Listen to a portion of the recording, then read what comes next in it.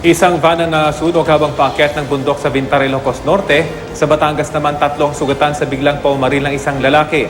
Ang mainit na balitang probinsya, hatid ni Susan Enriquez. Walang habas na nagpaputok ng baril sa barangay Santor, Tanawan, Batangas ang suspect na nakilalang si Michael Mercado. Ayon sa mga pulis, 3 ang nasugatan sa insidente pero nakalabas na sila ng ospital. Humingi ng tulong sa mga tanod at pulis sa mga residente, kaya agad nahabol at naaresto ang suspect. Nakakulong na ngayon ang suspect. Tumanggi siyang humarap sa kamera para magbigay ng pahayag. Desidido ang mga biktima na ituloy ang reklamo laban sa kanya. Sinampahan na ng reklamong indiscriminate firing, paglabag sa COMELEC election gun ban at physical injuries ang suspect. Natusta ang van na ito matapos masunog habang bumibiyahe sa Vintar, Ilocos Norte. Paakyat daw ng bundok ang van nang magliyab ang makina nito. Agad namang nakalabas ang mga sakay ng van at hindi nasaktan.